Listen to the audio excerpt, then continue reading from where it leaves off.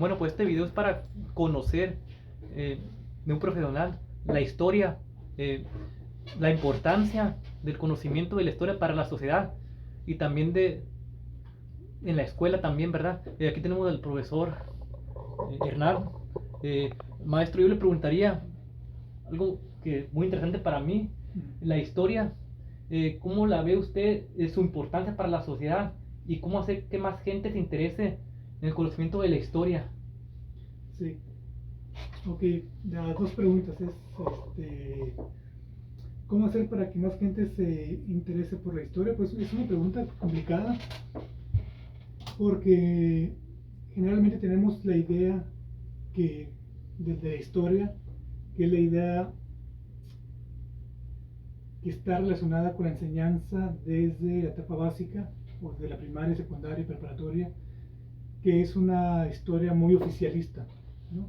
Entonces muchos de los datos o muchas de las herramientas o de las metodologías de la enseñanza de las primeras etapas de la educación en México y en muchas partes del mundo, no únicamente en México, es estos procesos de memorizar fechas, datos, nombres, toponimias, lugares geográficos y demás, y no se enseña la historia como un campo de construcción de conocimiento, que es lo que es. En realidad un historiador es una persona que genera conocimiento con bases en metodologías o con bases, lo que en el siglo XIX fueron bases científicas, que eso se discute mucho actualmente, ¿no? La cuestión de la cientificidad de la historia, pero uno de los grandes problemas es que salimos o egresamos de la primaria, secundaria y preparatoria con la idea de que historia es memorizar datos y fechas, y eso no es un historiador.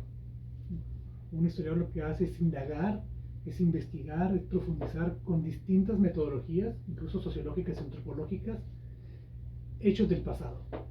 Y una parte importante, que tiene que ver con la pregunta que me hacías del historiador, es divulgar ese conocimiento, es socializar ese conocimiento con los pares académicos, pero también con la sociedad en general, ¿no? Ajá.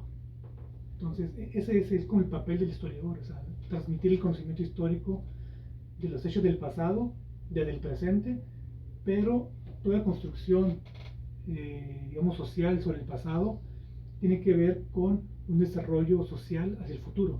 O sea, todo lo que hacemos para construir horizontes futuros. Entonces la historia está relacionada con el pasado, pero también con el presente y con el futuro.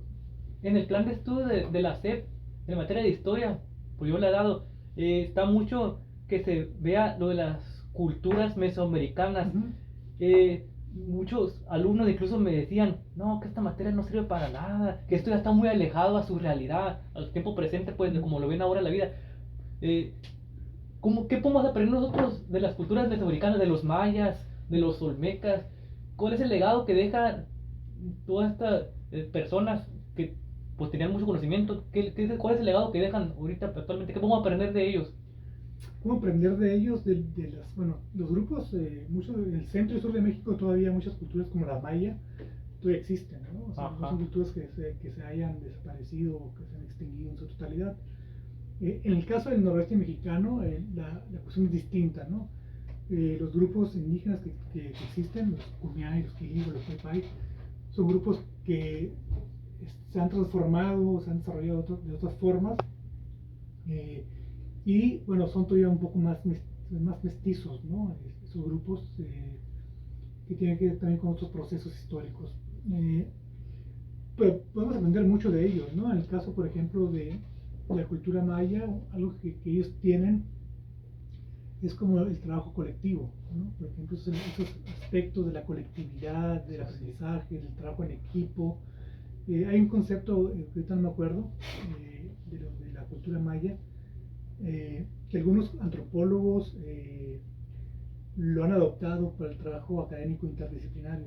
Ajá. Entonces, incluso me atrevo a decir, porque lo he visto, que la misma academia, sobre todo la antropología, ha adoptado en el campo interdisciplinario prácticas culturales mayas, ¿no?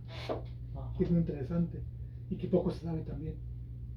Esta cuestión de la horizontalidad, de la horizontalidad, del trabajo en equipo, del trabajo interdisciplinario, del trabajo interseccional y demás. Muchos de los antropólogos que debaten este tipo de ideas en el mundo académico han adoptado las ideas de la cultura maya. Ajá. Y el último tema también que se ve mucho en la historia es el terreno político y económico. Ujú. Ya ve que la historia de México pues, ha gobernado el PRI por más de 70 años y ahora este cambio de un nuevo partido, Morena. ¿Cómo hacerle, por ejemplo, entender a las personas que todos los temas de política sí son importantes y tienen que ver desde el pasado para entender ahorita cómo está la política ahora? Ujú. Claro, la economía, la política, la cultura,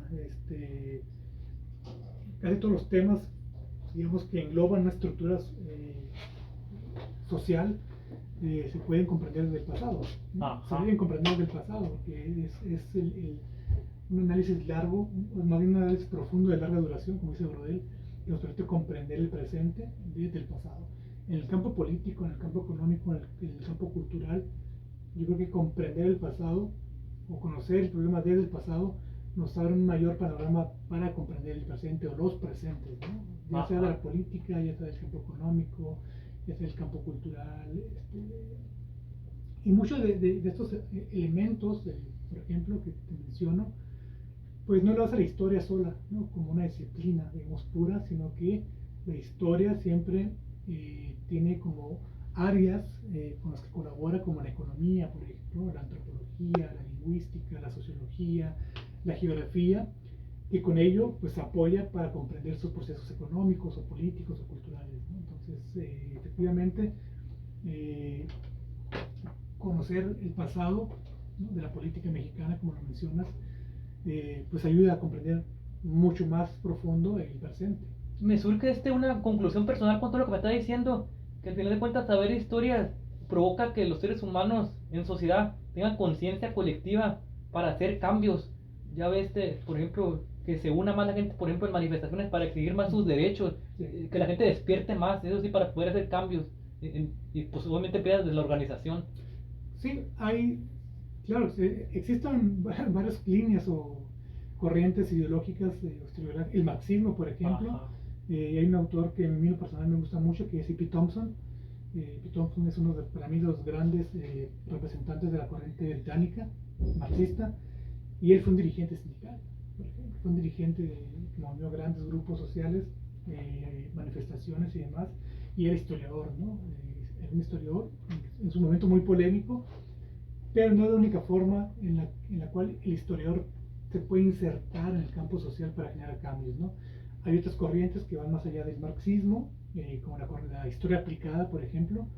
La historia aplicada, que trabaja desde otro campo, desde el campo de la gestión, desde el campo de la ingeniería y comunicación social, donde el historiador puede ser un sujeto de cambio social, ¿no?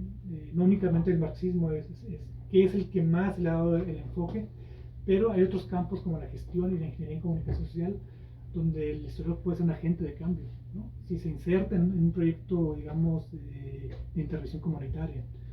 Y, por ejemplo, este campo que ha sido muy poco explorado en México, que es la historia aplicada, que existe un doctorado en el CIDE y que acaba incluso a egresar los primeros egresados este semestre, este ciclo escolar.